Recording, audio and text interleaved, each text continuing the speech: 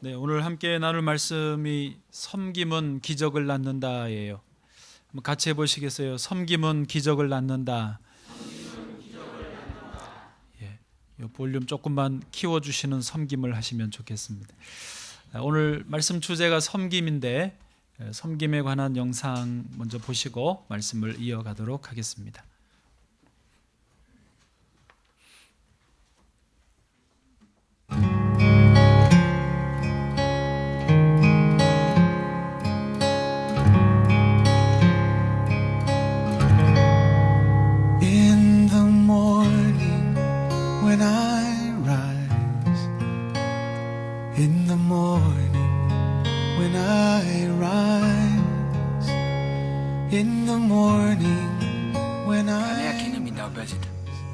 طيبة كنيست بنانجيا دوام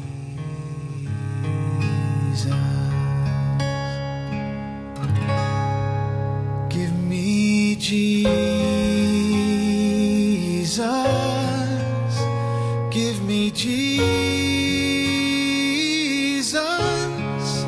you can have all this world, but give me Jesus.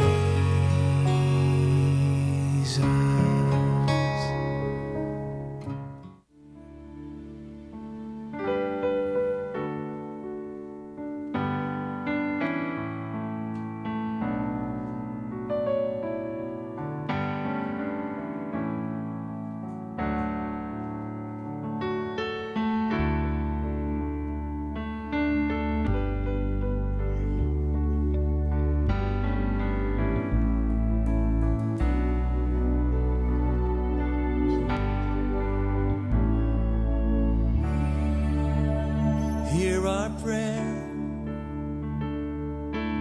We are your children, and we've gathered here today. Yes, we have. We've gathered here to pray. Hear our cry. Lord, we need your mercy, and we need your grace today. Yes, we do. Hear us as we pray.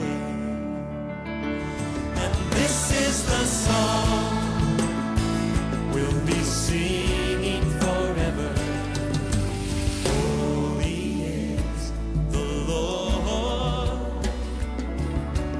Holy is the Lord. Holy is the Lord. Holy is the Lord. Let's worship Him tonight. Oh, holy is the Lord. Holy is the Lord. Holy is the Lord. Holy is the Lord. Holy is the Lord.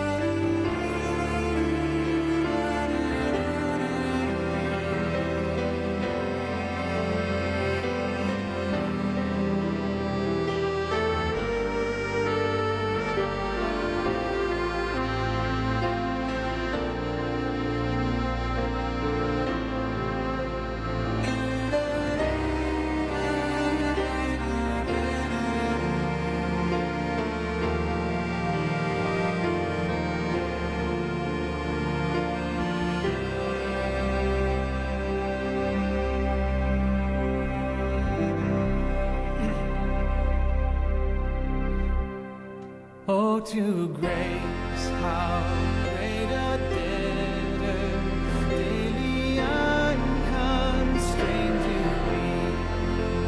Let thy goodness like a fetter bind my walk.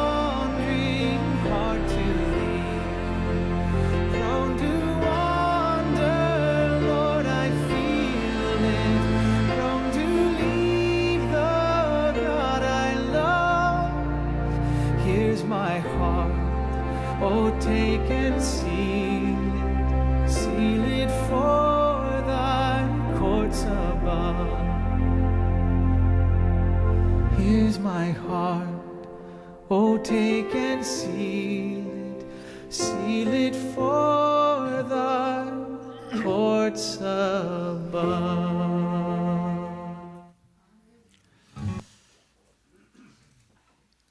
저 영상에 등장하는 안수연이라고 하는 죽은 그 바보 의사가 영락교회에 다니는 청년이었습니다. 우리 교회에 있는 좀 골목 좀 밑에 서점이 하나 있는데 거기 주인이 권사님이시고 영락교회를 다니세요. 자기 친구 권사님의 아들이었다는 거예요. 그래서 그 바보 의사, 청년 바보 의사 안수연이라는 책을 저한테 그 권사님이 선물로 주시면서 읽어보라고 하시면서 그 이야기를 좀 하시는 일이 있었습니다. 이런 이야기가 멀리 있는 게 아니라 우리 가까이 우리들의 이야기인 것입니다. 한 번만 더 따라 하실까요? 섬김은 기적을 낳는다.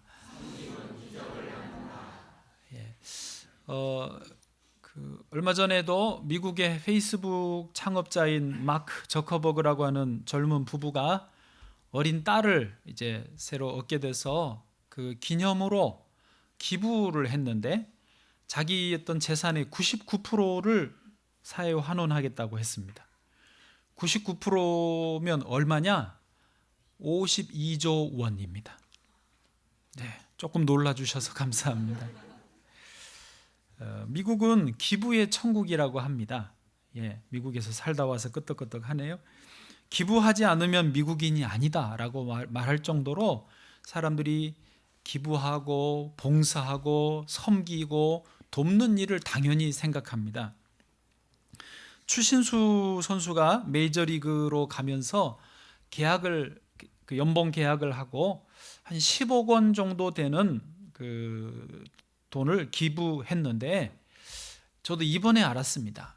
추신수가 사람이 괜찮다 그리 생각했는데 안 괜찮다라는 말은 아니지만 그게 원래 계약 조건이었대요. 그러니까 한 연봉 1,000억 원 정도를 받기로 했는데 1%는 자동으로 기부하도록 구조가 그리 돼서 자기 의지와 상관없이 기부를 했던 것이었던 것입니다. 미국인들이 기부에 적극적인 이유가 뭐냐? 프랑스의 기 소르망이라고 하는 교수가 미국에 가서 연구를 쭉 했는데 미국은 기본적으로 이 청교도 정신, 기독교 문화 이 정신이 깔려 있다라는 거예요. 그래서 하나님의 은혜고 하나님께 감사한다. 이게 기본에 깔려 있고요. 또 하나는 미국에서 갑부가 되는 사람들은 대부분 자수성가형이라는 거예요. 그래서 열심히 수고하고 고생해서 이 큰 부를 이루었는데 이루고 보니까 내가 혼자 한 게 아니라는 거예요. 그동안 다 옆에서 도와줬고 알지 못하는 손길이 있었고 그리고 하나님이 도와주셨고 그래서 그분들이 자연스럽고 당연하게 그것을 나누게 된다라고 하는 것입니다. 이렇게 기부를 하고 섬긴 사람들 그런 경험을 가지고 사는 사람들은 자기 건강, 삶에 대해서 만족한다라고 하는 분들이 92%나 됩니다. 그렇지 않은 사람들은 그냥 이기적으로 내 목적으로 나 편하기 위해서만 사는 분들에 비해서 너무나 많은 분들이 나누는데도 훨씬 더 행복하다는 거예요. 저와 여러분의 삶이 나누고 섬기는 데에 있기를 원합니다. 우리의 삶의 방식이 바뀌면 좋습니다. 우리 삶의 목적이 나누고 섬기는 데에 맞춰져 있으면요, 그는 참 우리를 행복하게 만드는 것입니다. 자, 오늘 본문을 좀 성찬식도 있고 해서요, 조금 짧게 본문을 보고 넘어가겠습니다. 오늘 본문 41절을 좀 같이 읽어보시죠. 소리내서요. 시작.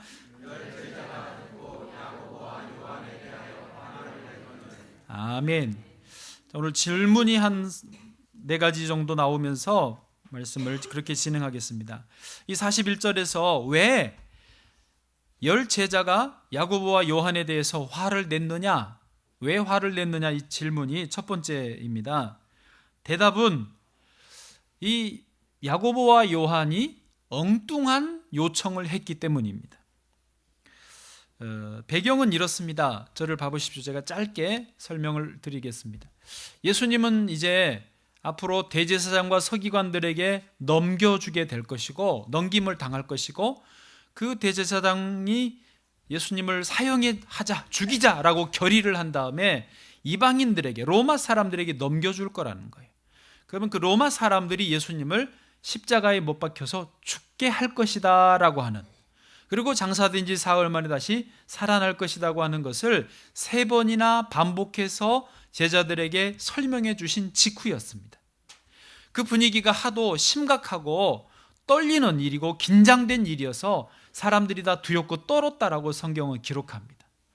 그렇게 말씀하신 직후에 눈치 없고 생각 없어 보이는 야고보와 요한이 이렇게 엉뚱한 요청을 한 거예요. 뭐라고요? 주여, 영광의 자리에 오르시면 저 하나는 우편에 하나는 좌편에 자기 형제들을 우의정 좌의정 자리에 앉혀달라고 요청을 했던 것입니다. 예수님이 너희가 지금 무엇을 요구하는지 알고나 하는 말이냐? 그리고 주님이 그러세요. 너희가 나의 마시는 잔을 마실 수 있느냐? 내가 받는 세례를 받을 수 있느냐? 십자가의 죽으심을 말하거든요. 그러니까 무식하면 용감하다고 야고보 요한이 예, 할 수 있습니다 라고 대답은 잘했어요. 주님도 한심하니까 참 잘 모르고 하는 말인 것을 아시고 그래도 무시하지는 않으셨어요. 그래, 너희가 나의 마시는 잔은 마실 거다. 내가 받는 세례 너희도 받을 거다. 그러나 그 자리, 오른쪽 왼쪽의 최고의 자리는 하나님 아버지가 주시는 것이니까 내가 할 수는 없다라고 그 대화를 마무리를 했습니다. 그러고 나니까 이 10 제자들이 화를 냈다라는 거예요. 그러면 10 제자들이 화를 내는 이유가 사실은 자기들 마음속에서도 뭐가 있었기 때문이에요? 우리도 야고보 요한 니네뿐만 아니라 한 자리 하고 싶다라는 거지. 왜 니네가 먼저 선수 쳐서 거기를 자리 잡으려고 하느냐? 거기에 화가 났던 것입니다.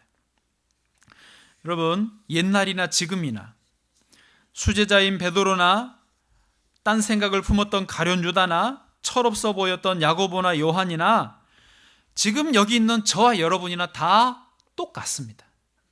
사람은 누구나 섬김을 받고 싶지 섬기는 자리에 있고 싶지 않습니다.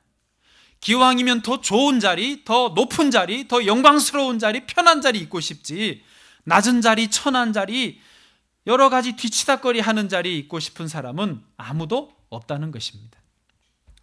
아멘을 안 하셔도 사실인 것입니다. 그런데 거기에 반해서 놀라운 사실은 예수님은 이 모든 우리의 일반적인 생각을 뒤로 하시고 뒤집어서 반대로 섬김을 받으려 함이 아니라 섬기기 위해서 이 땅에 오셨다는 것입니다. 43절 44절입니다. 같이 읽어보시죠. 시작. 너희 중에는 그렇지 않을지니 너희 중에 누구든지 크고자 하는 자는 너희를 섬기는 자가 되고, 44절, 너희 중에 누구든지 으뜸이 되고자 하는 자는 모든 사람의 종이 되어야 하리라. 아멘. 으뜸이 되고자 한다면 뭐가 되어야 된다고요? 종이 되어야 됩니다. 앞에 절에서도 크고자 한다면 어떤 사람이 되어야 돼요? 섬기는 사람이 되어야 된다는 것입니다. 그러면서 예수님이 아예 오신 목적이 뭐라고요? 45절에 인자가 온 것은 섬김을 받으려 함이 아니라 도리어 섬기려 하고, 많은 사람들은 섬김을 받으려고 이 세상을 열심히 살아가지만 예수님은 그 하늘 보좌를 버리고 이 땅에 섬기기 위해 오셨고 오히려 대속물로 목숨을 내주기 위해 오셨다는 것입니다. 대속물이 뭔지 아십니까? 대속물이란 자기 죄값이 아니라 다른 사람의 죄값을 대신 치러주기 위해서 자기를 희생제물로 내놓는 것, 그게 대속물입니다. 여러분, 저를 보십시오. 기왕에 우리가 신앙을 가지고 하나님, 신을 섬기신다면 예수님을 섬기는 게 제일 좋지 않겠습니까? 우리를 섬기기 위해서, 우리에게 잘해주시기 위해서, 우리에게 복을 주시기 위해서 오신 주님과 함께 친하게 지내는 게 좋잖아요. 우리를 이리저리 나 섬겨 빨아먹는 분하고 그런 신을 섬기면 영원히 안 되는 것입니다. 천안에 임종원 목사님이라는 분이 계시는데요, 이분 지금 60대이시긴 한데 무당 점쟁이들을 전도하러 다니십니다. 어느 날 기도하는데 하나님이 감동을 주셨습니다. 저 무당들 가서 전도해라. 아유 주여, 왜 제가 하필 거기를 갑니까? 왜 거기를 가야 됩니까? 귀신 들린 사람들 아닙니까? 그러니까 네가 전도해야지. 할 수 없이 무당들을 전도하러 다니시고 있습니다. 예를 들면 해광사라고 하는 이제 무당집 이름이 해광사고 그 점쟁이 이름이 해광사예요. 해광사 나왔어. 그러면 아유 목사님 또 하슈. 이제 문 닫고 하나님 앞에 나와야지.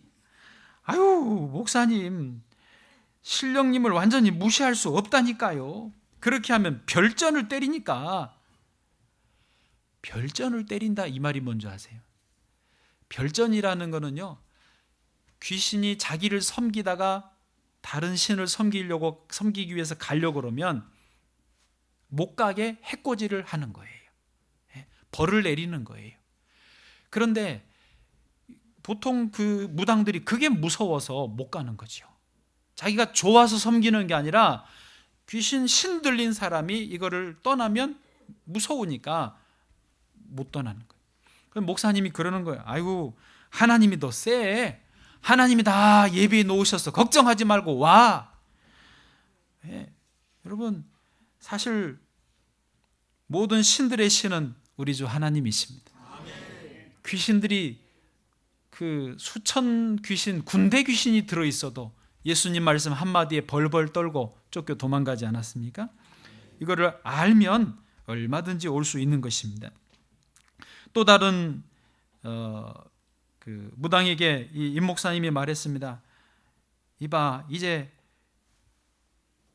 이렇게 있다가 나이 들면 어차피 귀신이 버릴 텐데, 그리고 그 귀신이 이제 자네 딸한테 갈 텐데 뭘 그렇게 고생을 해. 빨리 예수님에게로 나와. 우리가 다 책임질게. 교회 가까이 오면 내가 밥 한번 사줄게. 이렇게 이제 합니다. 그런데 이 그 무당이요, 자기 딸한테 간다는 말을 듣고 벌벌 떱니다. 얼굴 색이 갑자기 변해요. 무슨 말이냐면, 아유 내가 지난번 신령님한테 절대 대물림은 말아달라고 약속을 받고 이 일을 시작했다니까요. 대물림은 자기는 싫은 거예요. 여러분 이거 이유를 아시겠어요? 우리는 내가 섬기는 주님 이 신앙을 대물림 하고 싶어 하잖아. 안 그러세요? 야 교회 다니까 괴로워. 너 오지 마. 예수님 믿으면 안 돼. 이런 사람 없어요. 안 나와서 한이지. 더 잘 믿기를 원하고 더 기둥같이 쓰임받기를 원하죠. 대부분 부모님이 그렇지 않아요? 왜요? 이건 좋으니까.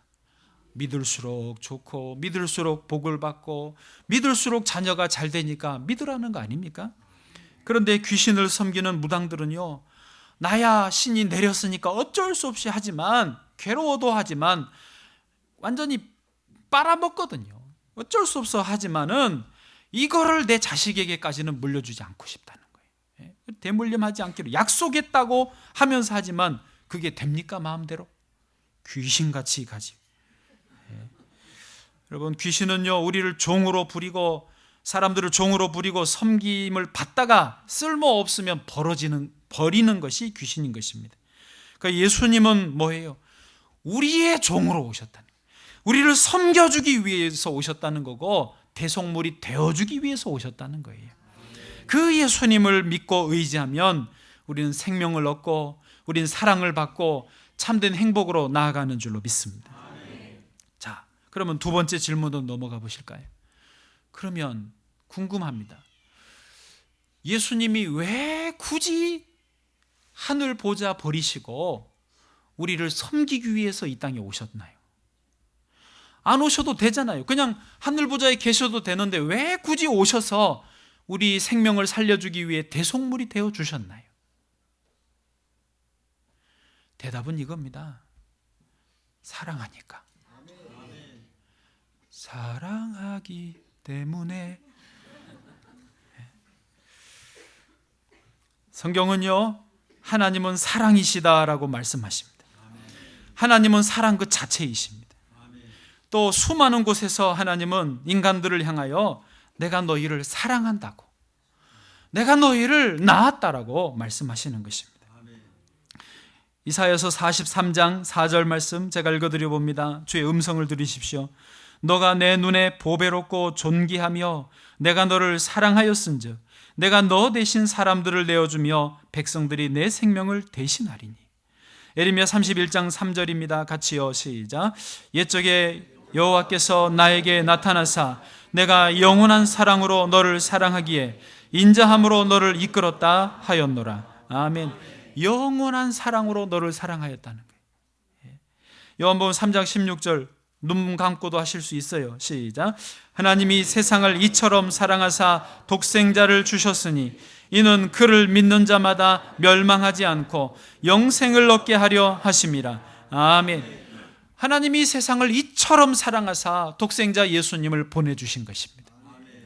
또 요한일서 4장 9절 10절 하나님의 사랑이 우리에게 이렇게 나타난 바 되었으니 하나님이 자기의 독생자를 세상에 보내심은 그로 말미암아 우리를 살리려 하심이라.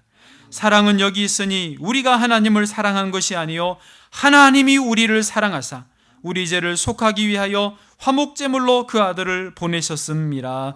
아멘. 할렐루야. 여러분, 주의 음성을 들으실 수 있기를 바랍니다. 내가 너를 사랑한다. 내가 너를 얼마나 사랑하는지 아느냐? 내가 너를 영원히 사랑한다고 말씀하시는 것입니다. 요한복음 13장 1절에 보면 예수님은 죽기까지 끝까지 자기 사람들을 사랑하셨다고 했습니다. 6월절 전에 예수께서 자기가 세상을 떠나 아버지께로 돌아가실 때가 이른 줄 아시고 세상에 있는 자기 사람들을 사랑하시되 끝까지 사랑하시니라. 아멘. 자, 그러면 세 번째 질문으로 바로 넘어가 보실까요? 왜 날 사랑하시지요? 왜 하나님이 뭐가 아쉬워서 내가 뭘 잘했다고 우리를 사랑하시는가요? 하나님이 우리를 사랑하시는 이유는 하나님이 우리를 낳으셨기 때문입니다. 성경적인 용어로 하나님이 우리를 지으셨어요. 창조하셨기 때문에. 우리는 하나님의 작품입니다. 여러분, 그림 하나만 내가 그려도 그거 내 그림이라고 귀하게 여기는데 자식을 내가 낳았으면 이거 얼마나 귀한 자식이에요. 애들이 전부 지금 엄마 품에 앉아가지고 울어도 내 새끼고 똥 싸도 오줌 싸도 다 내 새끼. 한 번만 웃어주면 그냥 엄마들은 넘어가. 너무 행복한 거예요. 왜? 내가 낳았으니까. 아닙니까? 저와 여러분을 하나님이 낳아주셨어요. 하나님이 창조하셨다고요. 성경이 이것을 분명히 말합니다. 시편 2편 7절 말씀 제가 읽어드립니다. 내가 여호와의 명령을 전하노라. 여호와께서 내게 이르시되 너는 내 아들이라. 오늘 내가 너를 낳았도다. 오늘 내가 너를 낳았도다. 주님이 저와 여러분을 빚으시고 만드시고 생명으로 있게 하여 주신 줄 믿습니다. 이사야 43장 1절입니다. 여기도 봐보시죠. 같이요, 시작. 야곱아, 너를 창조하신 여호와께서 지금 말씀하시느니라. 이스라엘아, 너를 지으신 이가 말씀하시느니라. 너는 두려워하지 말라. 내가 너를 구속하였고 내가 너를 지명하여 불렀나니 너는 내 것이라. 아멘. 여러분, 이 우주 만물이 저절로 생겨난 게 아닙니다. 산과 바다와 빛과 어두움과 공기와 물이 저절로 생겨난 것이 아닙니다. 저와 여러분이 생명으로 한 인간으로 있는 것이 그냥 어쩌다 보니까 있는 것이 아닙니다. 우리는 다 하나님의 작품입니다. 하나님의 창조 세계에서 우리는 하나님의 형상을 따라 만들어진 귀한 존재들인 줄 믿습니다. 하나님은 여러 만물의 복을 주셨지만은 하나님의 형상을, 우리의 모양을 따라 우리의 형상을 따라 만든 우리 인간에게 하나님은 가장 큰 복을 주셨습니다. 땅을 정복하라, 땅을 차지하라, 번성하라, 생육하라 하시면서 우리에게 모든 복을 주신 것입니다. 다음 질문입니다. 그러면 뭐가 문제입니까? 왜 우리는 이렇게 하나님 형상대로 사랑하고 섬기고 복되게 살지 못하고 자꾸 싸우고 시기하고 이기적이고 서로 전쟁하고 폭력하고 정욕과 탐욕 가운데 노예가 되어서 살고 있는 것입니까? 그것은 죄 때문입니다. 본래 하나님 형상대로 지음받았는데 죄가 들어와서 마귀의 유혹에 빠져서 우리가 서로 이기적으로 변하게 됐습니다. 섬길 줄 모르고 섬김을 받으려고만, 다른 사람을 밑으로 부려야만 내 속이 시원한 그런 모양이 되었다라는 것입니다. 2000년도 5월 달이에요. 5월이면 가정의 달인데 20대 청년 둘째 아들이 자기 어머니, 아버지 각방 쓰고 계시는, 주무시고 계시는 부모님을 각각 망치로 쳐서 죽였습니다. 그리고 시체를 10조각 이상으로 내가지고 10리터짜리 쓰레기 봉투에 담아서 막 버렸어요. 그 사건 이후로 어른들이 농담으로 하는 말이 자는 아들 다시 보자. 자는 놈도 다시 보자. 그런 꺼진 불도 다시 보자가 아니라 그런 말이 유행할 정도였습니다. 이 둘째 아들은 고대를, 어디 학교라고 말할 수는 없지만 고대를 다녔다가 군대를 갔다 왔습니다. 그리고 복학하기 전에 집에 좀 있는 동안이 있잖아요. 그때 그 사고가 났습니다.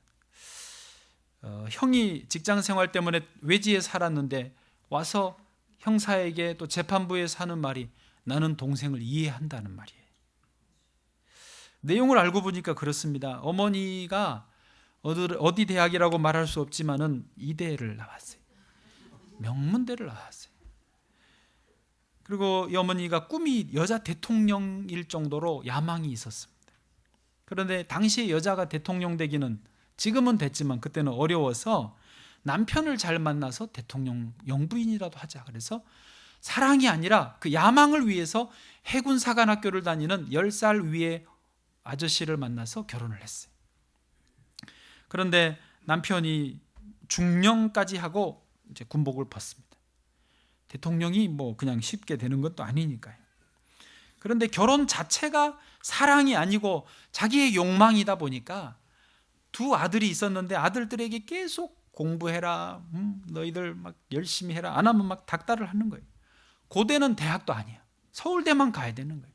둘째 아들이 서울대를 못 가니까 막 내 팔자야, 이 못난 놈, 나가 죽어라, 너 누구 닮아 그러냐, 막 계속 그러고.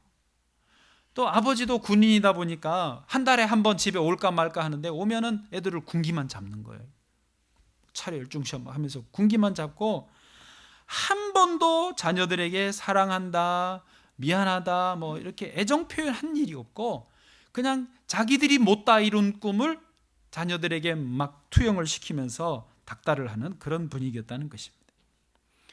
그러니까 이 은석군 아들이, 둘째 아들이 은석인데 너무 괴로워서 술 담배도 안 먹는 애가 어느 날 집에 있는 위스키 몇 잔 먹고는 그냥 새벽에 그 일을 친 겁니다. 재판석에서 그 형도 그 아들 동생 은석도 하는 말이 그거예요. 형이 말이 부모님들이 자식을 조금이라도 사랑해 줬다면 이런 일은 안 일어났을 것 같다. 동생도 그렇습니다. 부모로부터 사랑한다는 말을 한 번이라도 듣고 싶었다는 거예요. 미안하다는 말을 한 번만이라도 해줬으면 좋았을 텐데 라면서 그때 절규를 하는 겁니다. 이 사건을 연세대 교수님이, 심리학 교수님이 책으로 썼어요. 그걸 분석을 해가지고 책으로 썼는데 그분이 하는 말이 그겁니다. 자기가 대학 캠퍼스에 있는데 지금 20대 학생들이 이렇게 은석이처럼 아주 극단적으로 가지는 않지만은 대부분 아이들이요 무기력하대요. 대부분 아이들이요 요즘에 특히 우리나라가 자녀 그 존재 자체로 사랑받지 못하고 공부를 잘하고 성적 좋게 하고 뭐 좋은 대학 가고 그러면 뭐 좋은 취업하고 그러면 인정받고 칭찬 듣는 분위기고 그렇지 못하면 뭐 1등만 기억하는 더러운 세상 뭐 이러면서 애들이 그게 채워지지 않으니까 대학을 다니고 있는데도 다 무기력하대. 은석이처럼 사고만 안 쳤을 뿐이지 그렇게 힘없이 매가리 없이 다니고 있다고 현지 교수님이 하는 말이에요. 우리나라는 정확히 통계가 안 나왔는데요. 미국에서는 이런 걸 존속살인이라고 하는데요. 1년에 300건 이상이 나와요. 그러니까 정신질환자가 사고 치는 거 말고 좀 건강한 자녀가 부모를 이렇게 해코지하는 게 존속살인인데 1년에 300이면요. 하루에 한 건 가까이 나는 거예요. 미국이. 우리나라는 이 존속살인이 요 은석군 사건이 처음이었어요. 제대로 된 사건으로. 그리고 그때 이후로 지금 계속 증가합니다. 이게 증가하는 이유가 뭐냐? 계속 이 사회가 사랑, 섬김, 배려, 용서, 존재 자체로 귀한 게 아니라 계속 성과, 성적, 결과 이런 걸로 하니까 사람들, 애들이 점점, 어른들은 컸다고 쳐요. 애들이요, 제정신이 아닌 거예요. 우리가 우리 자신을 좀 돌아볼 필요 있습니다. 오늘 꼭 집에 가시면 말씀하십시오. 엄마 사랑해. 아들아 사랑한다. 미안하다. 고맙다. 아무것도 안 해도 괜찮아. 취업 안 해도 괜찮아. 돈 안 벌어와도 용돈 안 줘도 괜찮아. 내가 폐지 주워서 할 테니까 사랑해 사랑해 이러면서. 아멘. 이제 마지막 결론입니다. 우리가 회복될 수 있는 길은 하나뿐입니다. 가장 사랑의 근원이신 예수님의 사랑을 받는 것입니다. 모든 섬김의 근원이신 예수님의 섬김을 우리가 받는 것입니다. 어차피 주님은 사랑해 주시기 위해서, 섬겨주기 위해서 이 땅에 오셨으니까 그 사랑을 받고 그 섬김을 받으면, 그 살과 피를 먹고 마시면 그 사람은 생명이 있습니다. 그 사람은 능력이 있습니다. 생기가 충만하게 된다는 것입니다. 그러면서 이제 힘을 얻어서 다른 사람들을 넉넉히 사랑하고 섬기는 것이고, 가정이 복되고 교회가 늘 생기발랄한 생명력이 있는 공동체가 되는 줄 믿습니다. 그 천주교에서 신부가 될 때에 이제 사제 서품식을 하는데요. 이번에 들었는데 안 가봤으니까 몰랐죠. 흰 이런 가운, 성가대나 저처럼 이런 가운을 입히고 납작 앞에 엎드리게 시킨답니다. 땅바닥에 엎어쳐놓고 계속 뭐 밟지는 않지만은 완전히 죽여버린다는 거예요. 이 자아가 죽어야 이제 섬기니까, 내가 죽고 예수 안에 살아야 사제로서 평생 살 수 있다라는 것이죠.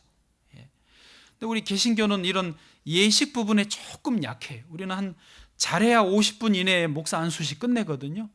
그러면서 가운을 입혀주고 막 세워줘요. 막 훌륭한 데서 공부했고, 목회도 잘하고, 잘생겼고, 가족이 누구고, 막 그러면 자꾸 기를 불어 넣어주니까 자기가 잘난 줄 알고 종이 안 되고 자기가 섬김을 받으려고 하는 거예요. 나도 다시 엎어져야 돼. 교회에서 우리 장로님들도, 안수 집사님들도, 권사님들도 다 임직식을 하면요, 사실은 그게 나는 죽고 예수님이 사는, 예수의 사랑으로 살아야 되는 그런 직분을, 그 멍에를 거는 거거든요. 꽃다발 주고, 화분 오고, 현수막 걸고, 막 순서지 비싼 거 만들고 해가지고 해요. 그러니까 이제 아주 좋은 분들도 장로님 되면 이상해져 버리는 거예요. 그전엔 정상이었는데 장로님 되면 비정상이 되는 경우가, 우리는 아닙니다. 우리는 정말 진짜입니다. 다른 교회 그런 일들이 있습니다. 목회자도 임직자들도 다 그렇습니다. 진정한 예수의 사랑, 진정한 예수님의 섬김을 받아야 모든 게 정상이 되는 거고, 그 섬김에서 기적을 낳고 생명을 낳는 줄 믿습니다. 우리가 삶의 목적을 제대로 하십시다. 그리스도인이라면, 예수님을 알고 믿는다면 내 사는 목적이 섬김을 받는 게 아니라 섬기기 위해서 살기 바랍니다. 사는 방식, 목적 다 섬김에 맞추면요, 나 때문에 살아요. 나도 살고 다 살고. 그러나 내가 섬김을 받으려고만 하면 나도 죽고 자녀도 죽고 교회도 죽고 이 민족이 죽는 거예요. 저 여러분에게 이 은혜가 있기를 축복합니다.